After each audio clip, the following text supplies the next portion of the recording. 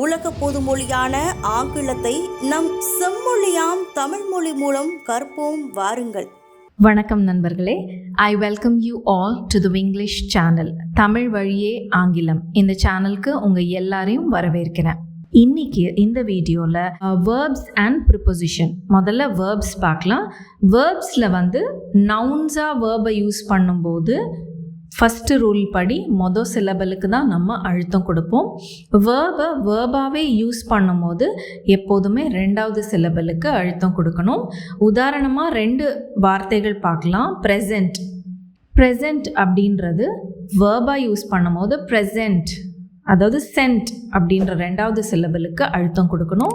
Export ரெண்டாவது, board அப்படின்றதுக்கு அழுத்தம் கொடுக்குறோம். இதே நவுனை யூஸ் பண்ணும்போது மொதல் சிலபல் ப்ரெசன்ட், எக்ஸ்போர்ட். புரிஞ்சுதுங்களா? அடுத்தது ப்ரிப்போசிஷன் அதாவது இன்ஃப்ரண்ட், அசைட், பிட்வீன் அப்படின்னு வரும்போது எப்போதுமே ரெண்டாவது சிலபலுக்கு அழுத்தம் கொடுக்கணும். அசைட், பிட்வீன் ரெண்டாவது சிலபல், அதுக்கு தான் நான் நிறைய அழுத்தம் கொடுத்துருக்கேன். அடுத்த ரூல் பார்த்தீங்கன்னா ER இல்லைன்னா LY அப்படின்னு முடிகிற வார்த்தைகள். உதாரணத்துக்கு ஆர்டர்லி, குவையட்லி, மேனேஜர். இந்த 3க்குமே ER இல்லைன்னா LY எந்த வார்த்தையில எல்லாம் முடியுதோ அந்த வார்த்தைகள் எல்லாத்துலேயும் மொதல் சிலபலுக்கு அழுத்தம் கொடுக்கணும். Orderly, quietly, manager. புரிஞ்சுதுங்களா? மொதல் சிலபலுக்கு தான் நான் அழுத்தம் கொடுத்தேன், அதுக்கப்புறம் நான் அழுத்தம் கொடுக்கல.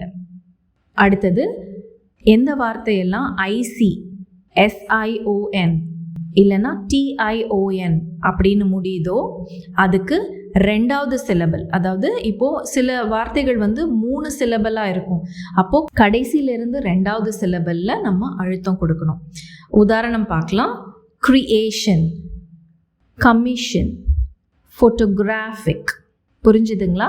அதாவது கடைசியிலேருந்து ரெண்டாவது சிலபலுக்கு நான் அழுத்தம் கொடுத்தேன். Creation, commission, photographic. அதே மாதிரி வார்த்தைகள் that ends with CY, TY, PHY, GY and AL. இந்த வார்த்தைகள் எல்லாத்துலேயும் 3வது சிலபல், அதாவது கடைசியிலிருந்து 3வது சிலபலுக்கு நம்ம அழுத்தம் கொடுக்கணும். எக்ஸாம்பிளுக்கு democracy, photography, logical, psychology. Democracy, photography, logical, psychology.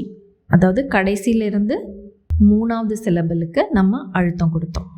அடுத்து கடைசியான ரூல் பார்த்தீங்கன்னா காம்பவுண்ட் நவுன்ஸ். காம்பவுண்ட் அப்படின்னாலே 2 வார்த்தையை சேர்த்து நம்ம நவுனாக யூஸ் பண்ணும்போது, அதாவது ரெயின்ஃபால், ஃபுட்பால், ரெயின்கோட், இதெல்லாமே காம்பவுண்ட் நவுன். சரிங்களா? இந்த காம்பவுண்ட் நவுன்ஸ் வரும்போது நம்ம எப்போதுமே அந்த முதல் வார்த்தைக்கு அழுத்தம் கொடுக்கணும். Football, keyboard, raincoat. ஸோ அந்த முதல் வார்த்தை வருது இல்லைங்களா, அதுக்கு நம்ம அழுத்தம் கொடுக்கணும். இதே மாதிரி தான் காம்பவுண்ட் அட்ஜெக்டிவ்ஸ் அண்ட் வேர்ப்ஸ். இதுக்கு அப்படியே ஆப்போசிட், கடைசி வார்த்தைக்கு நம்ம அழுத்தம் கொடுக்கணும். ஓல்ட் ஃபேஷன்ட், அண்டர்ஸ்டாண்ட், இதெல்லாம் compound adjectives and verbs. So friends, இன்றைக்கி நம்ம வீடியோவில் ப்ரொனன்சியேஷனோட ஒரு கான்செப்ட், அதாவது ஸ்ட்ரெஸ் அப்படின்ற கான்செப்டை பற்றி பார்த்தோம். அதோட ரூல்ஸையும் நம்ம பார்த்தோம். உங்களுக்கு விங்கிலீஷ் சேனல் பிடிச்சிருந்தா தயவுசெய்து இதை லைக் பண்ணிடுங்க. இந்த சேனலில் அடுத்தடுத்து வர வீடியோஸை நீங்கள் மறக்காமல் பார்க்கணுன்னா இந்த சேனலை சப்ஸ்கிரைப் பண்ணிவிட்டு பெல் பட்டனையும் கூடவே ப்ரெஸ் பண்ணிடுங்க. Keep rocking until we meet next time. Bye friends.